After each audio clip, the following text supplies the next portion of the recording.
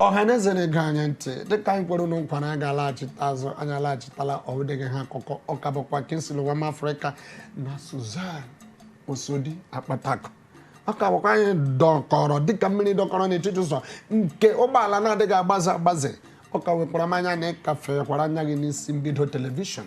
matakwa na ọka bụkwa n'oge ụtụtụ mmanụ matakwa na isiokwu anyị kpụ n'ọnụ bụ gịnị ụlọ ọdịda dịka o si adagasị n'ala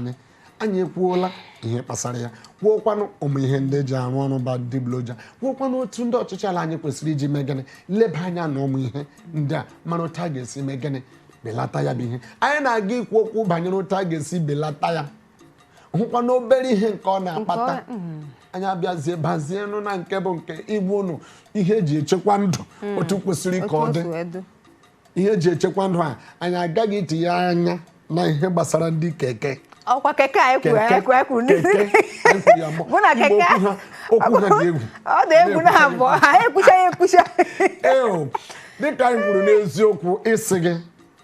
ele otu a ga-eji belata ya bụ ihe Osodi akpatako ke oti na-eche na nke otu a ga-echi belata ya bụ ihe otu a esi ebenata ya ife ewo onye shogodoro ilu na ya megene ya donana ejikwa m ego mmeji wee ru uno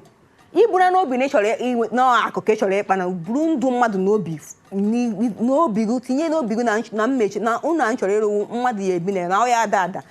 dochọ na ego ihe ejiwere onye nwụrụ malite wee megene wee kwụsị wee ruo n'isi dị n'ọdụ na akpa gị bụkwa n'obi na ife chọrọ iji wee ruo na aha wo standard materials or substandard materials ọ bụrụ na iji ha ego ihe eju ego quality na standard materials iwu na foundation emedo na ntọala na ịchọrọ iru unu ịtraịdụ na ya try ịnwa na anwa ịma na ibidogboghị iru unu ịchọkwa na iru unu ahụ mee ka chi na ịkpọtara ezigbo engineers ọkwe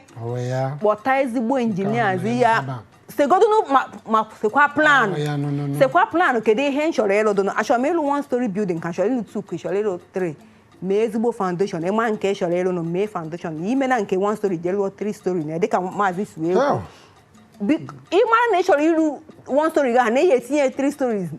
mgbe na-abịanụ mee ezigbo foundation ye ka iwe nya ihe anyị eju egbenata ka nkụ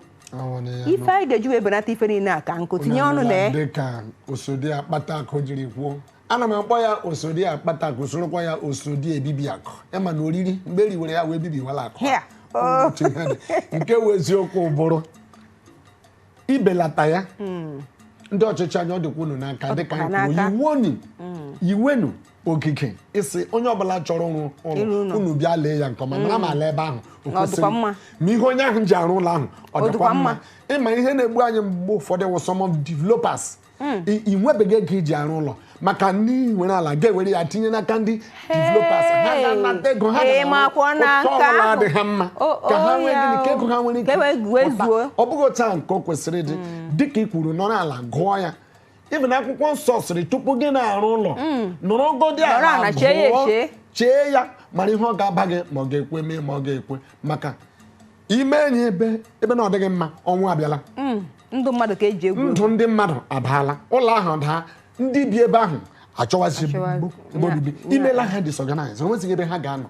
nke ahụ ekwesịghị tupu ị na-arụ ụlọ chọọ ihe ị ga-eji mee gịnị ka ọ dịgodi gị n'aka anyị kwenyere n'eziokwu na unu anụla nke anyị kwuru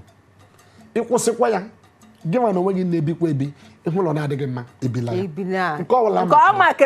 abalị ebe ahụ maka na ụlọ ndị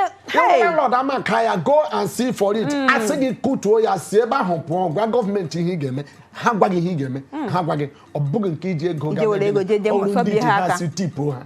sụọ ha n'aka ịsọ ha n'aka gị bịazi rụwa nke ahụ adabaghị ebe ọ bụla o ji otu a dị Osodi akpatako ka anyị baa okwu ndị keke ị na-anụ na nsogbu dị n'ụzọ ọ bụghị na ụzọ mere mmebi ya gabagodi nke abụghị ya ndị keke marụwa ụkwụ atọ ọgbatumtum ụkwụ atọ a ga-agbabara unu n'ọhịa amaghị m na ya gbabara ha ọ dịkwa ka ya gbabara ha n'ọhịa a ga-efere unu efere amaghị m na ọ ezi na anyị na-abakwa ya mgbe ọ dịkwa ọsịsọ onye ọgbatumtum ụkwụ abụọ na-alụso ọgụ ọgbatumtum ụkwụ atọ ị na-afụkwa ya nna nke abụghị ya abụ ha na-akwụ side by side ha na ha eso na line ka mechisiela onye ọnụ ụzọ na ebe ka ihe esire ga ọha nwa nwe ilo ọha nwa wee eze nwe ilo nke wee eziokwu ụwọ Igbo si na ọ na-awụ nnu tọwakwa ụtọ eburukwa ya mee gịnị laa ahịa Igbo sikwanụ na ọ bụrụ na ajụgide akwụ ka pịa ya bụ ọnụ mara na mgbupụ ya emela gịnị o ruola ịhụlanụ ka mgbịrịgba anyị anyị na-akpọ kwarapụ n'ụlọ ọrụ anyị na-asị nke bụ eziokwu bụ anyị chọrọ nkwado gị dị anyị mkpa ahịa gị baghala n'ikuku bụ na ewurela onye ụba ọnwụ ya wụ ọgwụ ego ka ọgwụ ego gbalịsi ike ka ahịa gị baa n'ikuku dịka ị na ha ele n'unu gị sorokwa anyị gị gaa na soshal midia anyị na-aga akarịa o nwere ihe ọzọ Facebook nke ndị iti na-akpọ ya ihu akwụkwọ ị ga-ahụ isi mbido chọọ bụ nnọnọ na-agba ama bụ Twitter ị ga-ahụ Instagram ndị ọ dị mkpọmkpọ ị ga-enweta isi mbido mana asị ọ ka bụkwa m nwa mbụ ka esili Imo ụwa Afrịka nọdụ ka isi nọdụ anyị ga-ahụ